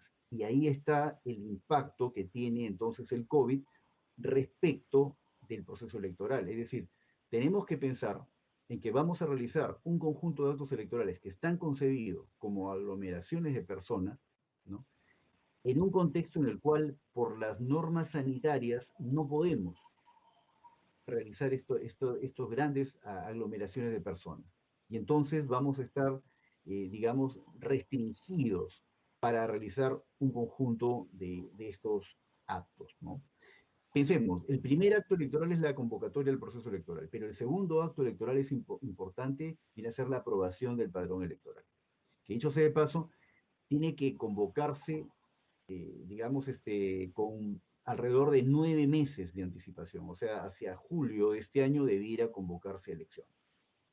Y entonces, el primer acto electoral va a ser la fiscalización y aprobación del padrón electoral. Ello implica despliegue de personas para fiscalizar in situ los domicilios y ver la exactitud de la información del padrón electoral. Primer despliegue de personas. Primera aglomeración al momento de capacitar a las personas. Segunda posibilidad de interactuación cuando se despliega a las personas que van a fiscalizar y van a verificar el contenido del padrón electoral respecto de las direcciones. Luego tenemos que hay un tercer momento, un tercer acto electoral importante, que es el que tiene que ver con la distribución de las circunscripciones administrativas, es decir, los organismos electorales, tanto el Jurado Nacional de Elecciones como la Oficina Nacional de Procesos Electorales, que tienen a cargo diversos actos electorales, tienen que constituir órganos electorales temporales, como son las oficinas descentralizadas de procesos electorales y los jurados electorales especiales. Ello implica desplegar personas, alquilar locales. Ello implica,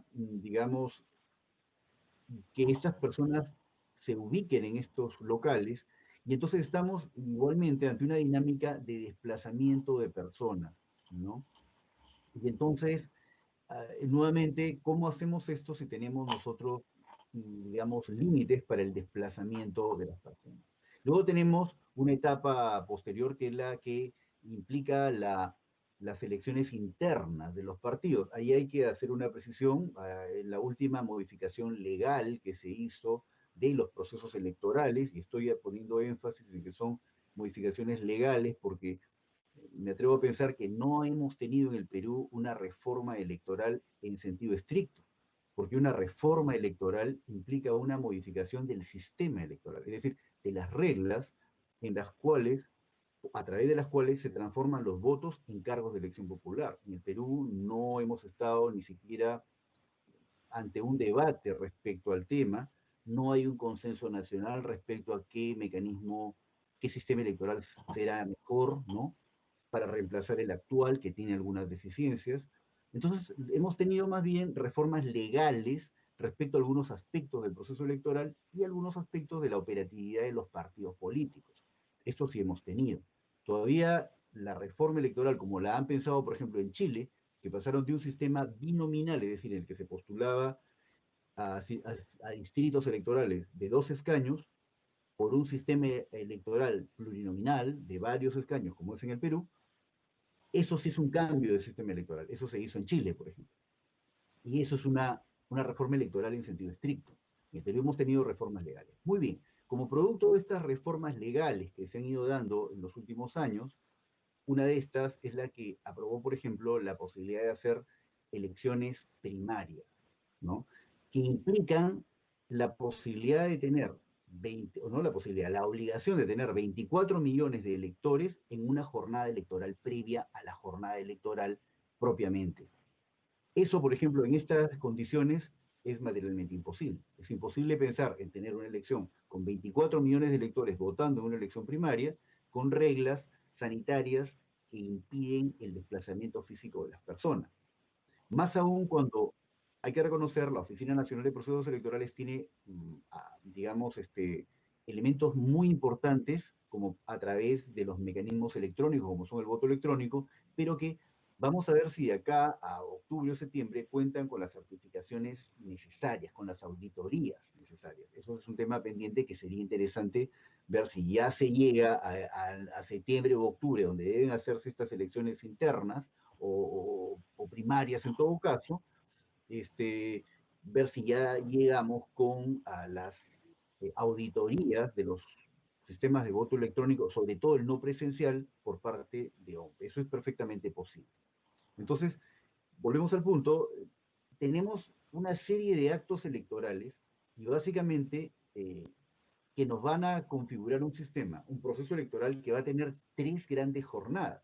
Una jornada que sería la de las elecciones primarias, una segunda jornada que sería la de la primera vuelta electoral, y en tanto existe el sistema electoral, sobre todo para la elección presidencial, un sistema electoral mayoritario, de mayoría absoluta, es decir, hay que superar el 50% más uno de los votos para obtener el triunfo electoral. De no darse esa circunstancia, entonces se va a un balotaje o segunda vuelta, lo que nos lleva a la posibilidad de una tercera jornada, ¿no? Entonces, un sistema con 3 jornadas, o un diseño de proceso electoral con 3 jornadas, y con un conjunto de actos electorales que implican gran aglomeración de personas, más aún cuando después del proceso de elecciones primarias o elecciones internas, como en fin ahora hemos oído, está justamente debatiéndose ese tema a nivel de la representación nacional, tenemos una fase final que es la fase en la que viene la inscripción de listas y campaña, que implica también, o la hemos concebido, ¿no? En nuestra cultura política, en nuestra costumbre, la hemos concebido y la hemos visto como periodos de gran aglomeración de personas. Entonces, en esas circunstancias, ¿cómo hacer un proceso electoral? Es un desafío significativo. Ahora, ahí cabe una reflexión súper importante, y es que la realización de las elecciones generales en el 2021 es una necesidad prioritaria, es una exigencia de orden constitucional, es un elemento súper importante desde el punto de vista democrático, porque venimos de un periodo muy particular en nuestra historia política, en la que en los últimos 4 años había una fuerte confrontación entre el poder legislativo y el poder ejecutivo, lo que ha generado un sobreesfuerzo del sistema político peruano que ha concluido con la disolución del Congreso. Elegido un nuevo Congreso, ahora lo que se va es hacia generar condiciones para ir a esa alternancia en el poder que permita una democracia vigorosa, que además, con un periodo parlamentario completo de 5 años, pueda enfrentar las grandes reformas que el país necesita, y que exigen además consensos políticos, consensos que ahora en gran medida no se han podido lograr por estos últimos 4 años de intensa confrontación. Por ejemplo, en el ámbito de la reforma electoral, la llamada reforma electoral o reforma política, hay opiniones muy respetables de sectores de la academia, que todos tenemos el mayor respeto, digamos, por la academia peruana, por algunos sectores de la academia, pero que no implican consensos nacionales. O sea, no ha habido la posibilidad de que el país tome posición con la debida información respecto a los efectos de lo que se ha planteado. Concretamente, hemos procedido, por ejemplo, a eliminar a una reforma constitucional para eliminar la reelección inmediata de parlamentarios, y ha habido una votación muy alta, porque esto se sometió a referéndum.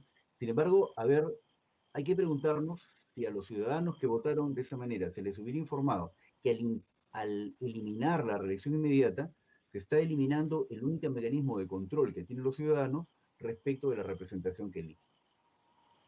Y es que en un sistema democrático, una democracia representativa, una democracia liberal, un aspecto central es que existan controles verticales, es decir, que los ciudadanos, de donde surge la soberanía y el poder de representación, tengan capacidad de control de la representación que eligen. Y eso está asociado básicamente en función al diseño del sistema electoral, es decir, a la conexión que hay entre los representantes y los representados, por un lado, y por otro lado, a la posibilidad de que haya reelección. Porque en tanto hay reelección, hay el incentivo para representar y poder, entonces, recibir un premio por parte de los electores, y los electores tienen la posibilidad de también emitir un castigo, evitando la reelección. Entonces, es el diseño del sistema electoral que mientras menos número de escaños haya en un distrito, conecta más con los electores.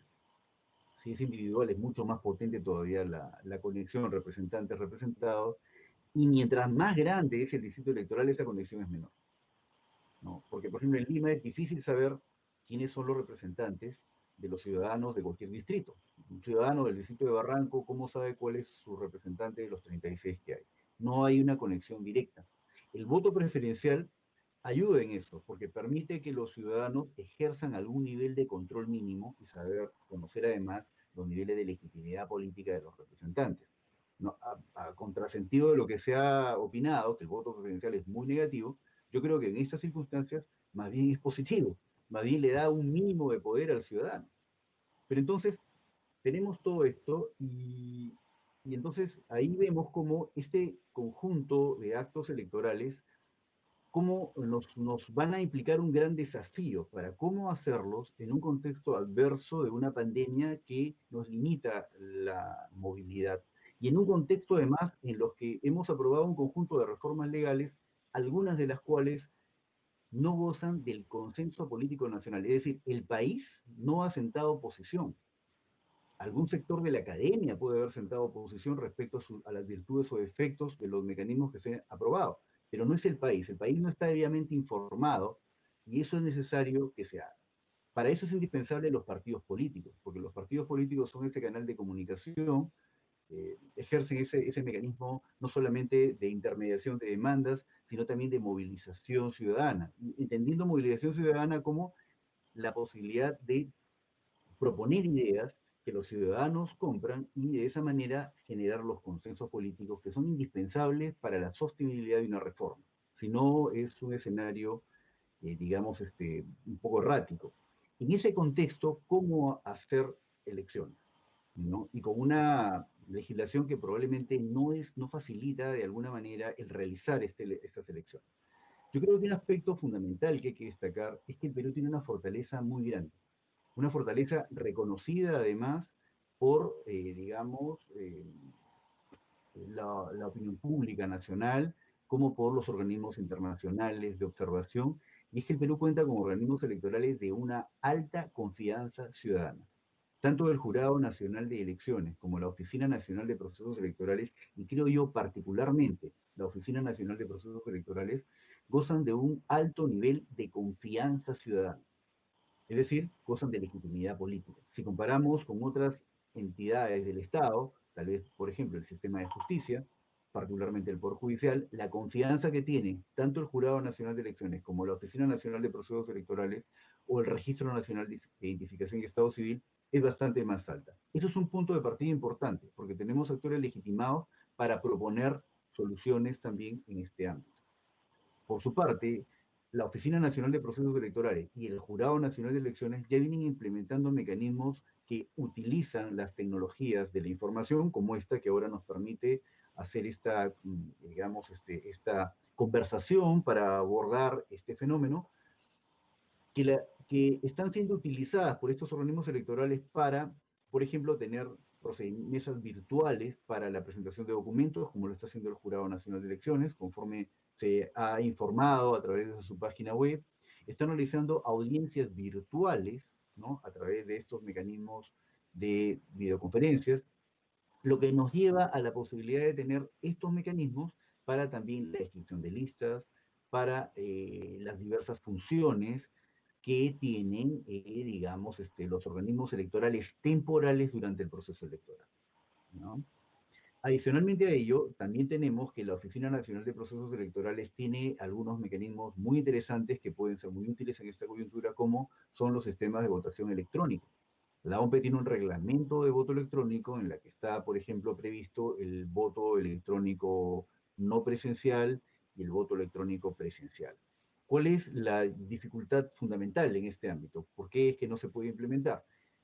Básicamente lo que se tiene que lograr es las auditorías de los sistemas de votación. Y digamos, por ahí, por ejemplo, tenemos otra fortaleza importante. Adicionalmente, tenemos también la posibilidad de reestructurar, reconfigurar algunos actos electorales sin necesariamente la aplicación, por ejemplo, de tecnologías electrónicas.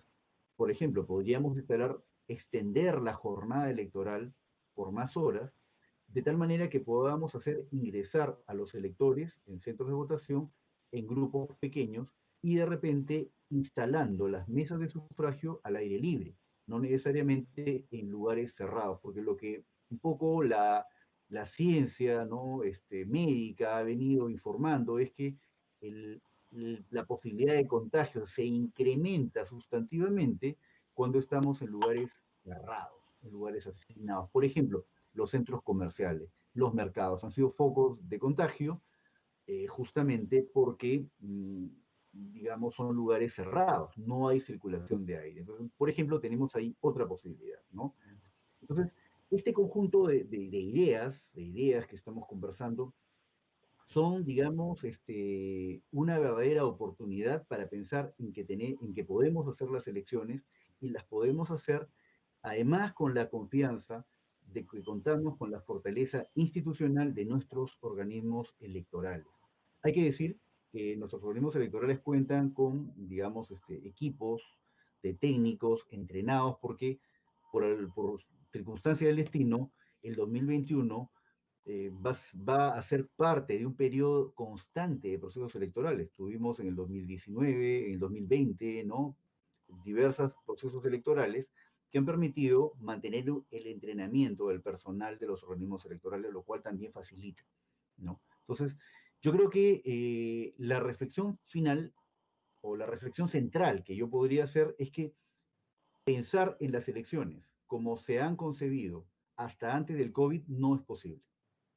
No es posible seguir entendiendo las elecciones como se han entendido antes, con hacinamiento de personas, con despliegues masivos de personas, con campañas electorales, digamos, de trato muy personal por la calle. Probablemente tengamos que apelar a tecnologías de la información para difundir el contenido de los programas de gobierno, para las campañas electorales, tengamos que apelar a tecnología de información para la inscripción de las listas de candidatos, para el conjunto de procedimientos administrativos destinados a lograr la inscripción de las listas, apelar a mecanismos tecnológicos para las audiencias que tengan que realizarse, ¿no? Para las diferentes actuaciones de los actos electorales, tanto como actos administrativos como actos jurisdiccionales. Pero lo que queda claro es que es indispensable hacer las elecciones.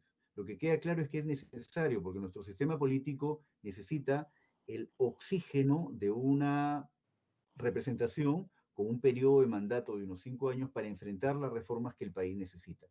Pero además, para lograr los consensos que hasta ahora no se han podido lograr, porque no es posible hacer reformas políticas, reformas electorales, en un contexto de crispación, de bloqueo, ¿no?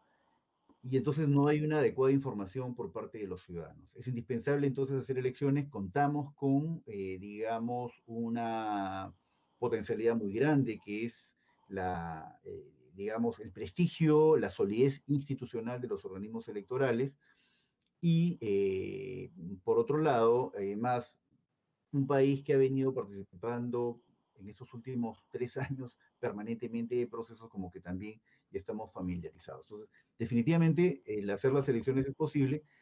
La idea central es cómo logramos hacer un proceso electoral que permita la alternancia necesaria en el poder, la legitimidad de la representación para los próximos 5 años, ¿no? La construcción de consensos políticos, pero sin que ese evento o los diferentes eventos que son los actos electorales son peligro para la salud de tanto los ciudadanos electores, los candidatos, pero también los miembros de los organismos electorales, las personas que trabajan en estos procesos electorales, de tal manera que no sea más bien, digamos, motivo para que estos actos electorales impliquen una expansión del contagio. No es ninguna novedad que en el caso, por ejemplo, ha habido países como Corea del Sur que han logrado hacer de modo muy, digamos, adecuado el proceso electoral, pero no es ninguna novedad que por algunas circunstancias, digamos que tendrían que explicarse desde el enfoque económico, tal vez el modelo económico, ¿no?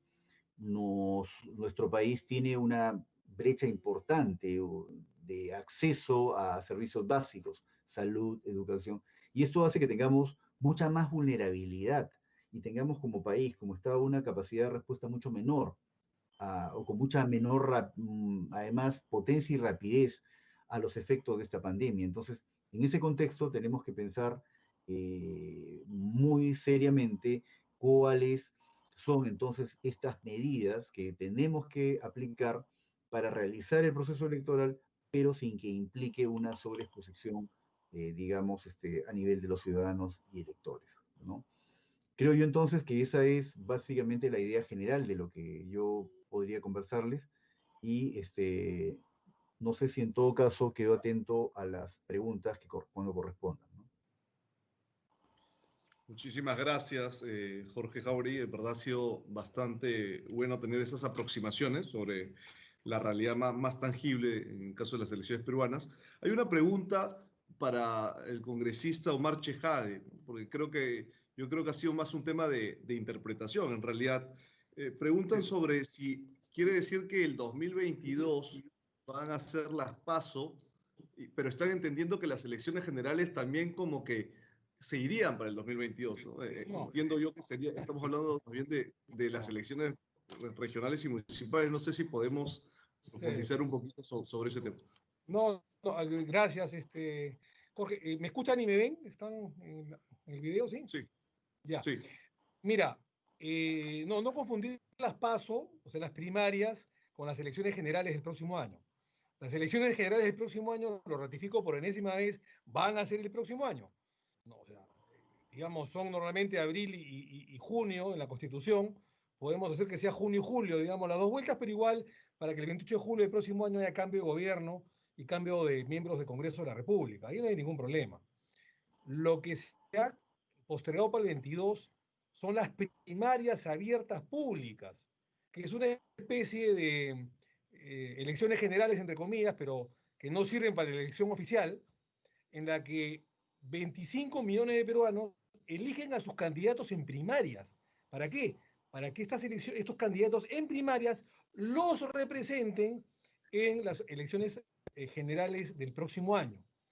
Son primarias, como hay en Estados Unidos, que se eligen a los candidatos, a los senadores, a los diputados, al presidente de la República, a la fórmula presidencial. Son primarias, solamente que esas primarias no se hacen en los locales partidarios, sino se hacen en colegios electorales, como si fuera una elección general. Entonces, eso estaba destinado para que sea en noviembre de este año, pero por la pandemia se ha postergado su vigencia para el 22, o sea, para las elecciones regionales y municipales de octubre del 22. Esas son las primarias.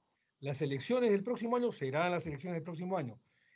¿Cómo se elegirán a los candidatos para esas elecciones? En unas internas, ya no pasos, pequeñas, en la que los dirigentes, a través de delegados o a través de una afiliado a un voto, elijan a sus candidatos. Pero está garantizada por lo menos las elecciones generales del próximo año. Son cosas distintas, ¿no? Perfecto. Hay una pregunta también adicional que va tanto para el congresista Omar Chejade como para el profesor Luca Di Gennaro. Es con relación a las elecciones online, ¿no? Preguntan si es que es posible que se puedan dar una convocatoria para elecciones online en el Perú y luego para el profesor Luca Di Gennaro. Preguntan, en su experiencia, ¿qué tan positivo es implementar en algún país que haya podido ver el tema de las elecciones online? Está sin audio. Sí. Mira, es lo que se denomina también las elecciones postales, ¿no? Que hay en Suiza o en Europa. Es complicado. Desde mi punto de vista, eso nunca se ha visto en el Perú, menos en una época de pandemia, ¿no? Lo que se comprometió la OMP y el Jurado Nacional de Elecciones es que, por ejemplo, en las internas, no en las primarias que se han suspendido, sino en las internas partidarias, ellos podían darle soporte a los partidos políticos para que existan, digamos, voto electrónico no presencial. No me refiero a las generales del próximo año, sino las internas, no las PASO tampoco, sino las pequeñas internas para elegir a los candidatos para el próximo año, que eso será pues en octubre, noviembre de este año también. Entonces, ahí se ha comprometido la OMP y el jurado el soporte técnico para que pueda hacer un voto no presencial y que sea electrónico, para evitar las pandemias, aglomeraciones y contagios del COVID-19. Para las elecciones del próximo año, todavía no hay un horizonte claro para decir, bueno, que sea online, que sea vía teléfono, ¿no? Les pongo un ejemplo. La OMP quiso supervisar y controlar y darle soporte técnico al Colegio de Abogados de Lima, donde votan 30.000 o 40.000, votamos 40.000 abogados hábiles para elegir al decano del Colegio de Abogados de Lima, hace 2 años. Solamente para una plataforma de 40.000 votantes en el Colegio de Abogados de Lima. Y no funcionó. A través de teléfono, laptop, internet, para que sea un voto desde tu casa. Para que sea un voto desde tu casa. Y no funcionó. No funcionó. Dicen que hay otras experiencias en otros colegios profesionales más pequeños que ha funcionado. En el Colegio de Abogados no funcionó. Se colgaba, no había un voto real, hubo impugnaciones, en fin. Si eso ha sucedido con un colegio de abogados para 40.000 hábiles o 50.000, ¿se pueden ustedes imaginar si eso se extiende a 25 millones de peruanos? Eso va a colapsar. No hay ninguna seguridad y por lo menos desde la Comisión de Constitución no damos ninguna seguridad de ello. Yo creo que el Ministerio de Salud, el gobierno, los sistemas electorales tendrán que intervenir para que hayan elecciones de repente no 8 horas y aglomeraciones en 8 horas que dure de las 8 de la mañana a 4 de la tarde. Puede ser de las 8 de la mañana hasta las 8 o 10 de la noche, en un lapso más largo para que hayan menos aglomeraciones. Esperamos que en mayo o junio del próximo año, que sean las vueltas electorales, exista de repente una vacuna o un problema ya superado del COVID, ¿no? Muchas gracias, congresista. Gracias. Y bueno, al profesor Luca de Llenaro mencionaban en el mismo caso si es que tenía alguna experiencia que recalcaría como positiva en el caso de elecciones a distancia o elecciones online. Sí, como decía antes, el país al mundo donde se vota más online, a distancia, es Estonia. Y solo el 44% de los votantes votan online. Y han conseguido este resultado, que es el mejor al mundo, después de 15 años de implementar el voto online. Y después que es un país súper conectado con el web, con internet, toda la burocracia, toda la relación con el gobierno y con el gobierno local está hecha por internet. Entonces, para ir en esta dirección se necesita mucho entrenamiento y no se puede improvisar.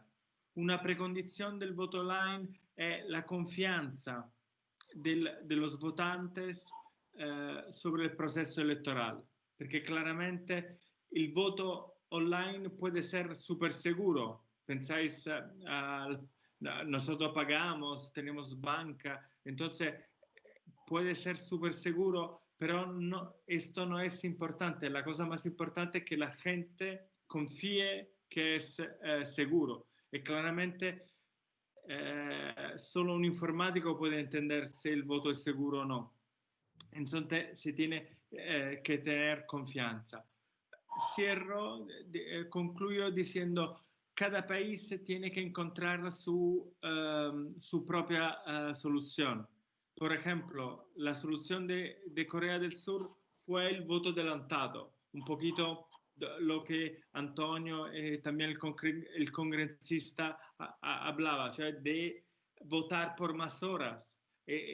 Por ejemplo, así imagino una solución, votar por fecha de edad, de manera de distanciar. Y la cosa muy importante, si hablamos de COVID, es tratar de ayudar a los mayores, porque esto está segurísimo. Las personas arriba de 60, de 65 son las personas más a riesgo. Entonces, por esta fascia de edad, por estas personas, encontrar soluciones adecuadas en el marco legislativo que tiene que tener el país, en este caso Perú. Muchas gracias por la pregunta. Muchas gracias. Hay una pregunta muy puntual también dirigida al doctor Jáuregui que menciona si es que ya se publicó, perdón, el padrón inicial por parte de la RENIEC, o ahora es función del Jurado Nacional de Elecciones hacer la fiscalización. ¿Cómo se puede hacer esto teniendo en cuenta que estamos en plena pandemia, ¿no?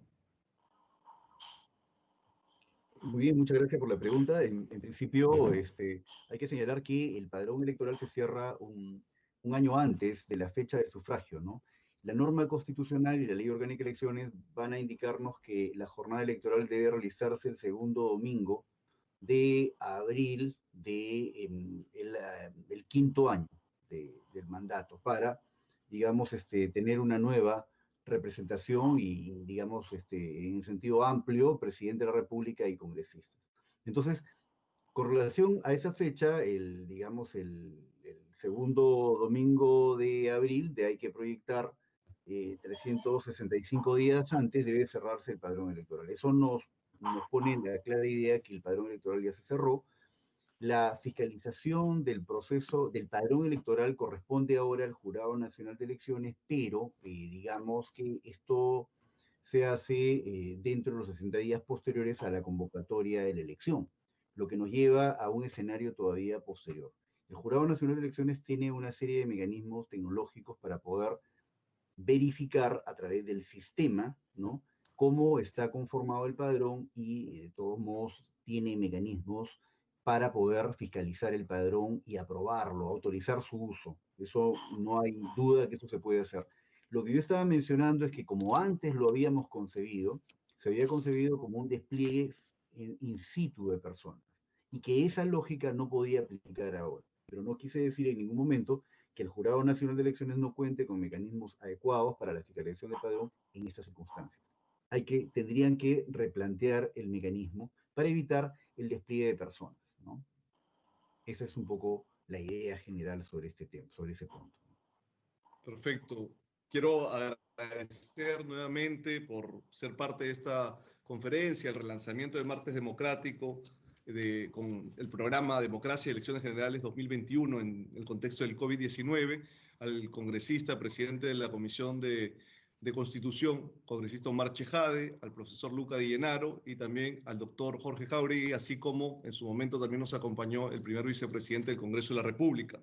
Quiero comentarles también que vamos a reiniciar el tema de los martes democráticos. Estén por favor muy atentos a nuestras redes, porque ahí vamos a hacer el anuncio. Ahora estamos también probando esta plataforma, pero veremos también otros espacios. Este programa ha sido difundido tanto por la plataforma Teams como por las redes sociales, por el canal de YouTube del Congreso y además por el canal 550 del Congreso mediante televisión. Así que agradecerles por su participación, agradecerles nuevamente a los ponentes, y esta es la forma de construir la participación ciudadana, ¿no? Teniendo a nuestras autoridades electas, pero a nuestras autoridades también participando de ese debate, de esa rendición de cuentas con la ciudadanía, que finalmente, vuelvo a recalcar por tercera vez, yo creo que lamentablemente hemos disociado mucho a la ciudadanía de la política y hemos pensado que estamos hablando de una dicotomía cuando ciudadanía y política son parte de un mismo concepto, que es la vida pública. Muchas gracias a todos y nos estaremos comunicando también con cada uno de ustedes mediante los correos para el tema del certificado digital. Muchas gracias.